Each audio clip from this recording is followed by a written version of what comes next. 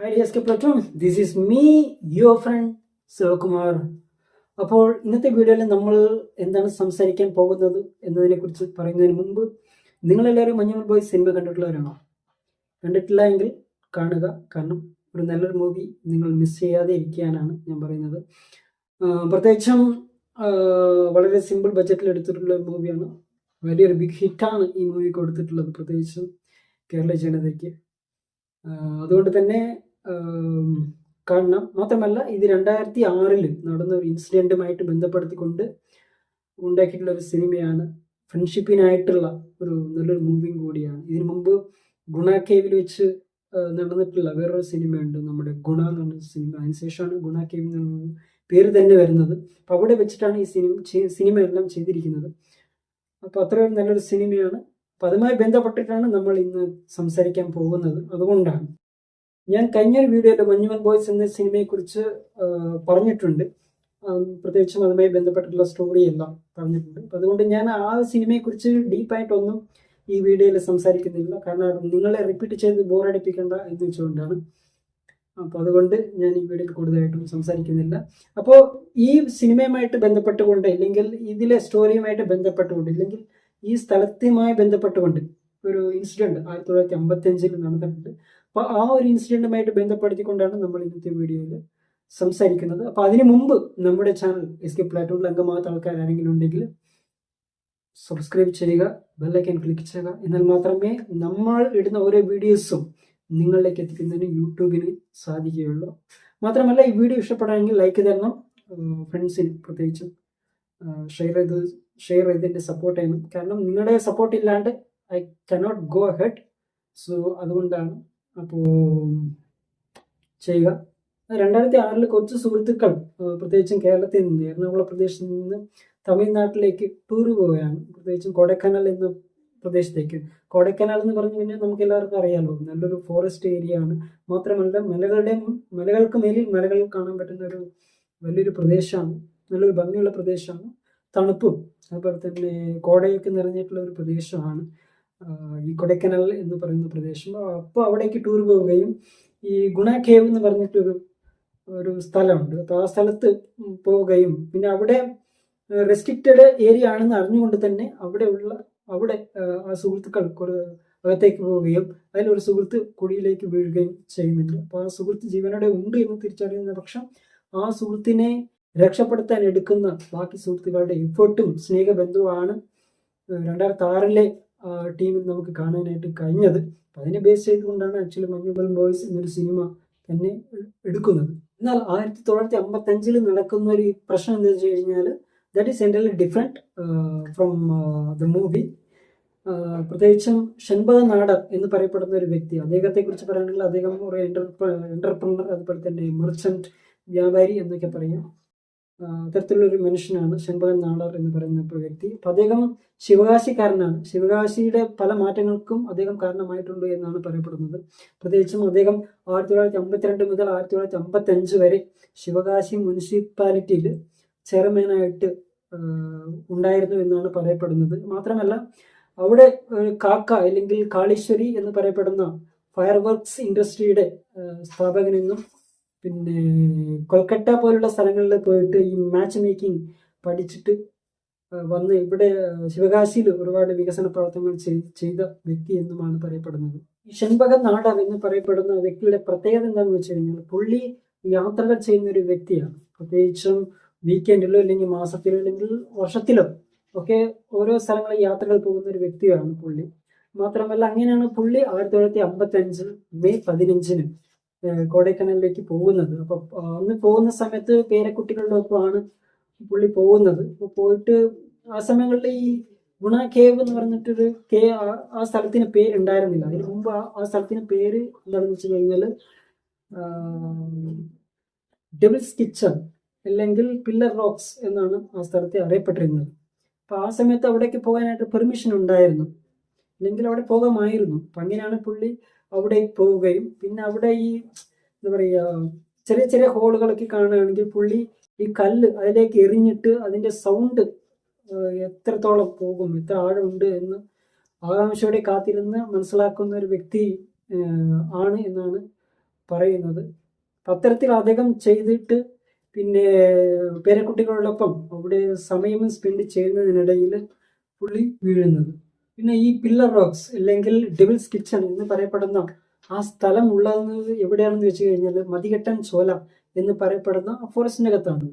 ആ ഫോറസ്റ്റിലാണ് ഈ സ്ഥലം ഉള്ളത്. അപ്പോൾ ഈ സ്ഥലത്തിന്റെ പ്രത്യേകത എന്താണെന്ന് വെച്ച് കഴിഞ്ഞാൽ അവിടെ സൺലൈറ്റ് പോലും ഭൂമിയിലേക്ക് ഡയറക്റ്റ് ആയിട്ട് പതിക്കത്തില്ല എന്നാണ് പറയുന്നത്. അപ്പോൾ അത്രയും വനപ്രദേശമാണ്. മാത്രമല്ല അവിടെ മഴ പെയ്യുമ്പോൾ അതിന്റെ തുള്ളികൾ പോലും ഡയറക്റ്റ് ആയിട്ട് ഭൂമിന്റെ അകത്തേക്കും പോകാൻ സാധിക്കില്ല എന്നാണ് പറയുന്നത്. കാരണം അതിന്റെ ഇലകളൊക്കെ ഇങ്ങനെ വീണ് വീണ് അടിഞ്ഞ് കിടക്കുന്ന ഒരു സ്ഥലമാണ്. അപ്പോൾ അവിടെ നമുക്ക് കൃത്യമായിട്ട് ഇന്ന സ്ഥലത്താണ് ഇന്നത് എന്ന് നമുക്ക് കൃത്യമായിട്ട് പറയാൻ പറ്റാത്ത ഒരു സ്ഥലമാണ്. അപ്പോൾ ആ സ്ഥലത്താണ് ഇവര് സ്പെൻഡ് ചെയ്യുന്നത്. അപ്പോൾ അതിൻ്റെ ഇടയ്ക്ക് അറിയാതെ ഒരു കുഴിയിലേക്ക് പുള്ളി വീഴുകയും ചെയ്യുന്നുണ്ട്. അപ്പോൾ ഇത് ഇവരുടെ കുഞ്ഞുമക്കൾക്ക് മനസ്സിലാകുന്നില്ല. ഇവിടെ പോയി എൻ്റെ മുത്തശ്ശൻ എന്ന് പറഞ്ഞുകൊണ്ട് ഇങ്ങനെ കരഞ്ഞുകൊണ്ട് നടക്കുകയാണ്. അപ്പോൾ അവര് മുത്തശ്ശൻ വരുമെന്ന് കാത്തിരിക്കുന്നുണ്ട്. പക്ഷെ വരുന്നേ ഇല്ല. സമയമാവുന്നുണ്ട്, ഇരുട്ടുന്നു. അപ്പോൾ ഇത് അടുത്തുള്ള ആൾക്കാരുമായിട്ട് ബന്ധപ്പെടുത്തി അറിയിക്കുകയും തുടർന്ന് നടത്തിയ അന്വേഷണത്തിലാണ് പുള്ളി കാല് സ്ലിപ്പായിട്ട് കുഴിയിലേക്ക് വീണത് എന്ന് പറയുന്നത്. അപ്പം അങ്ങനെ പുള്ളിയെ രക്ഷപ്പെടുത്താനായിട്ട് അവിടെയുള്ള ആൾക്കാർ ശ്രമിക്കുന്നുണ്ട്. പക്ഷേ കഴിയുന്നില്ല. അങ്ങനെ ഏകദേശം 2 ദിവസത്തോളമായി. അപ്പം ആ സമയങ്ങളിലാണ് വേറൊരു വ്യക്തി, അതായത് അദ്ദേഹത്തിൻ്റെ പേരെന്ന് വെച്ച് കഴിഞ്ഞാൽ കുപ്പുസ്വാമി നായിഡു എന്ന് പറയപ്പെടുന്ന വേറൊരു വ്യക്തി. അദ്ദേഹം ഇതുപോലെ തന്നെയാണ് വിസിറ്റ് ചെയ്യുന്ന ഒരു വ്യക്തിയാണ് പുള്ളി. അദ്ദേഹം എന്ന് വെച്ച് കഴിഞ്ഞാൽ ബോൾഡ് ആയിട്ടുള്ള ഒരു വ്യക്തിയാണ്. പുള്ളി ഇങ്ങനെ വരുന്ന സമയത്താണ് ഈ ഒരു ഇൻസിഡന്റ് കൊടൈക്കനാലിൽ വെച്ച് കാണുന്നത്. കുപ്പുസ്വാമി നായിഡു എന്ന് പറയപ്പെടുന്ന വ്യക്തി കൊടൈക്കനാൽ സ്വദേശിയാണ്. അവിടെ ഈ ടീ എസ്റ്റേറ്റിലാണ് പുള്ളി വർക്ക് ചെയ്യുന്നത്. അപ്പോൾ പുള്ളി ഇവരെ കാണുകയും പ്രത്യേകിച്ചും ഈ ഷൺമുഖൻ നാടർ എന്ന് പറയപ്പെടുന്ന വ്യക്തിയുടെ മക്കൾ ബോഡിയെങ്കിലും കിട്ടിക്കഴിഞ്ഞാൽ ചെയ്യേണ്ട മര്യാദകളൊക്കെ ചെയ്യാമെന്ന് പറഞ്ഞുകൊണ്ട് അവർ പരിശ്രമിക്കുന്നത് കണ്ടപ്പോൾ പുള്ളിക്ക് ഒരു ഫീലായി. അപ്പോൾ എൻ്റെ പക്കൽ നിന്ന് എന്തെങ്കിലുമൊക്കെ ചെയ്യണമെന്ന് പറഞ്ഞുകൊണ്ട് പുള്ളി അടുത്തേക്ക് പോവുകയാണ്. അപ്പോൾ പോയിട്ട് കാര്യങ്ങളൊക്കെ അന്വേഷിക്കാൻ ചെയ്യുന്നുണ്ട്. നമുക്കറിയാം ഷൺമുഖൻ നാടർ എന്ന് പറയപ്പെടുന്ന വ്യക്തി എന്റർപ്രണറാണ്, വ്യാപാരിയാണ്. മാത്രമല്ല സാമ്പത്തിക ഭദ്രതയുള്ള ഒരു വ്യക്തിയും കൂടിയാണ്. അപ്പോൾ അതുപോലെ തന്നെ അദ്ദേഹത്തിന്റെ മക്കൾ ബോഡിയെങ്കിലും എടുത്തു തന്നു കഴിഞ്ഞാൽ അതിന് വേണ്ട പാരിതോഷികം നൽകാം എന്നും പറഞ്ഞുകൊണ്ട് അവർ ആ സമയത്ത് ഒരു അനൗൺസ്മെന്റ് ഇറക്കുന്നുണ്ട്. അപ്പോൾ അതിൽ ഏകദേശം അനൗൺസ് ചെയ്തിരുന്നത് ഏകദേശം 25,000 രൂപ എന്നാണ് പറയപ്പെടുന്നത്. 1955 കാര്യമാണ്. അപ്പോൾ അന്നത്തെ പൈസ എന്ന് പറഞ്ഞാൽ ഇന്നത്തെ കാലത്തേക്ക് കൊണ്ടുപോകുമ്പോൾ വലിയൊരു തുക വരും എന്നാണ് പറയപ്പെടുന്നത്. അപ്പോൾ അങ്ങനെ ഒരു അനൗൺസ്മെന്റ് വരികയും ചെയ്യുന്നുണ്ട്. അപ്പോൾ ഇതിന്റെ ഭാഗമായിട്ട് കുറെ ആൾക്കാർ ശ്രമിക്കുന്നുണ്ട് ഇറങ്ങാനായിട്ട്. പക്ഷെ കുറെ ആൾക്കാർക്ക് പേടിയാണ്. കാരണം എത്ര ആഴം ഉണ്ടെന്ന് പോലും നമുക്ക് അറിയാൻ പറ്റില്ല. അപ്പൊ അങ്ങനെ ആണ് ആ സ്ഥിതിഗതികൾ. ആ സമയത്താണ് നമ്മുടെ കുപ്പുസ്വാമി നായിഡു എന്ന് പറയപ്പെടുന്ന വ്യക്തി ഞാൻ ശ്രമിക്കാം എന്ന് പറഞ്ഞുകൊണ്ട് അവരുടെ അടുത്തേക്ക് പോവുകയും പിന്നെ പുള്ളിയുമായിട്ട് ഇവർ കരാറിടുകയാണ്. നിങ്ങൾക്ക് എന്തെങ്കിലും സംഭവിച്ചു കഴിഞ്ഞാൽ നിങ്ങളുടെ കുടുംബവും കാര്യങ്ങളെല്ലാം ഞങ്ങൾ നോക്കാം എന്ന് പറഞ്ഞുകൊണ്ട് സർക്കാരുമായിട്ട് കരാറൊക്കെ എഴുതുകയാണ്. ഇല്ലെങ്കിൽ ഈ വ്യക്തിയുമായിട്ട് ഈ ബോഡി കുടുംബക്കാരുമായിട്ട് അങ്ങനെ കരാറൊക്കെ എഴുതുകയാണ്. അപ്പൊ അങ്ങനെ സമയത്ത് പുള്ളി പറയാണ് എൻ്റെ കുടുംബത്തിനെ ഞാൻ നോക്കാം, എനിക്ക് കഴിഞ്ഞു, ഇതൊന്നും വേണ്ട ആവശ്യമില്ല, ഞാൻ ശ്രമിക്കാം എന്ന് പറഞ്ഞുകൊണ്ടാണ് പുള്ളി തയ്യാറാകുന്നത്. അങ്ങനെ പുള്ളിനെ 1955 കാലഘട്ടത്തിൽ ആയതുകൊണ്ട് തന്നെ നമുക്കറിയാം അന്നത്തെ കാലത്ത് വെളിച്ചവും കാര്യങ്ങളൊന്നും ഉണ്ടാവില്ല. ഇപ്പൊ നമ്മളിപ്പോൾ ഈ കാലത്ത് പോലും വേണ്ടത്ര വികസന പ്രവർത്തനങ്ങൾ ഉണ്ടായിട്ട് പോലും ഒരു കുഴിയിലേക്ക് അല്ലെങ്കിൽ വലിയ വലിയ ഗർത്തങ്ങളിലേക്ക് പോകുന്ന ആൾക്കാരെ നമുക്ക് എടുക്കാനായിട്ട് ഇപ്പോഴും കഷ്ടപ്പെടുന്ന ഒരുപാട് സംഭവ വികാസങ്ങൾ നമ്മളെ ചുറ്റും നമ്മൾ കാണാറുണ്ട്.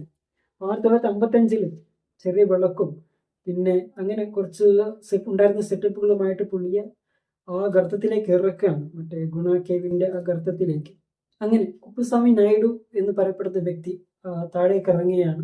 ഇറങ്ങിയിട്ട് പുള്ളി നോക്കുമ്പോൾ ഒരു ബോഡി ഇങ്ങനെ കമാൻ കിടക്കുന്നതായിട്ട് പുള്ളി കാണുന്നു.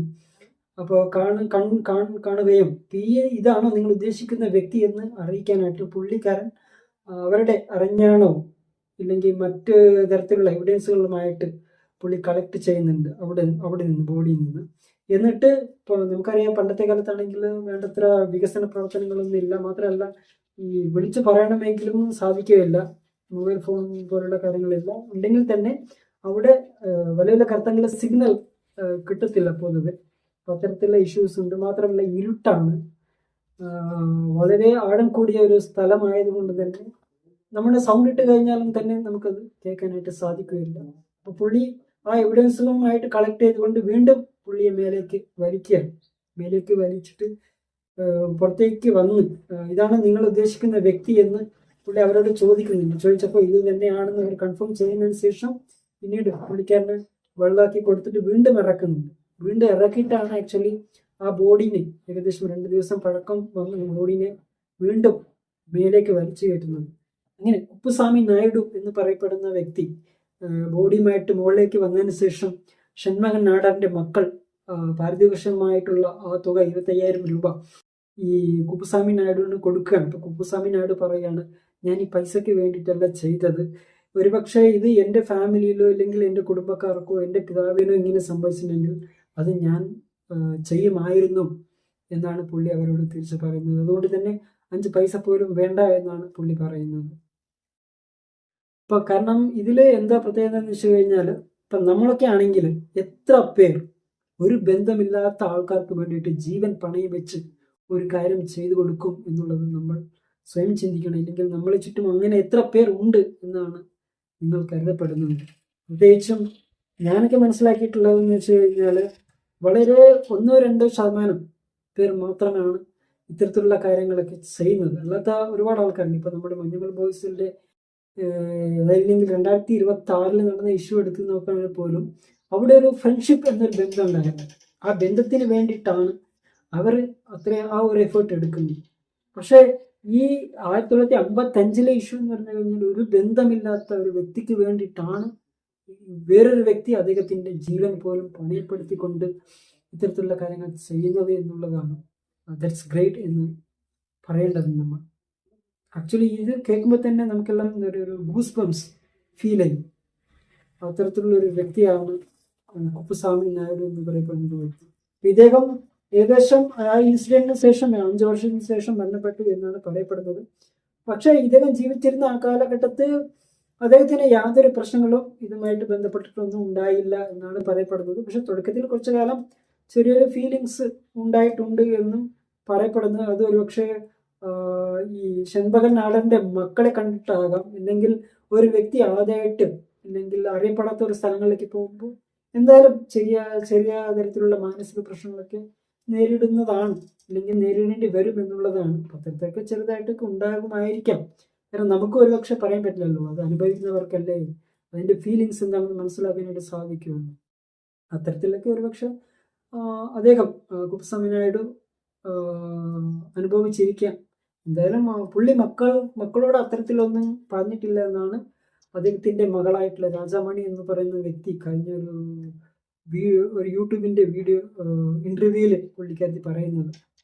എന്ന് തന്നെയാലും അതിന് ശേഷം അവർ മക്കളോടൊപ്പം, അതായത് കുപ്പുസ്വാമി തൻ്റെ മകളോടൊപ്പം ഈ സ്ഥലം എന്താ പറയുക, ഗുണാക്കേവ് എന്ന് പറയുന്ന സ്ഥലം, ഇല്ലെങ്കിൽ ഡെവിൾസ് കിച്ചൺ എന്ന് പറയപ്പെടുന്ന സ്ഥലം വിസിറ്റ് ചെയ്തിട്ടുണ്ട് എന്നാണ് പറയുന്നത്. എന്നാലും നമുക്കിടയ്ക്ക് വ്യത്യസ്തരായിട്ടുള്ള മനുഷ്യരാണ് ഉള്ളത്. ചില വ്യക്തികൾ സ്നേഹബന്ധങ്ങൾക്ക് വേണ്ടി റിസ്ക് എടുക്കും, മറ്റു ചിലർ ആരും അറിയാത്ത ആൾക്കാർക്ക് വേണ്ടിയിട്ടും റിസ്ക് എടുക്കുന്ന ആൾക്കാരുണ്ട്. ഈ 2 കാറ്റഗറിയിൽ ഉൾപ്പെടാത്ത ആൾക്കാരുമുണ്ട്, പെട്ട ആൾക്കാരുമുണ്ട്. അപ്പോൾ നിങ്ങൾ ഈ കാറ്റഗറിയിൽ ഏത് വിഭാഗത്തിൽപ്പെടുന്ന ആൾക്കാർ ആണ് എന്നുള്ള കാര്യം നിങ്ങൾ കമന്റ് ബോക്സിൽ രേഖപ്പെടുത്തുക. മാത്രമല്ല, ഇത്തരത്തിൽ അറിയപ്പെടാത്ത വ്യക്തികൾക്ക് വേണ്ടിയിട്ട് നിങ്ങൾ എന്തെങ്കിലും തരത്തിൽ റിസ്ക് എടുത്തിട്ടുണ്ട് എങ്കിൽ അതും കമന്റ് ബോക്സിൽ രേഖപ്പെടുത്തുക. അപ്പോൾ അടുത്തൊരു വീഡിയോയിൽ പുതിയൊരു വിഷയമായിട്ട് നമുക്ക് കാണാം. അതുവരെ എല്ലാവർക്കും നല്ലൊരു bye and take care. Love you all. Thank you so much.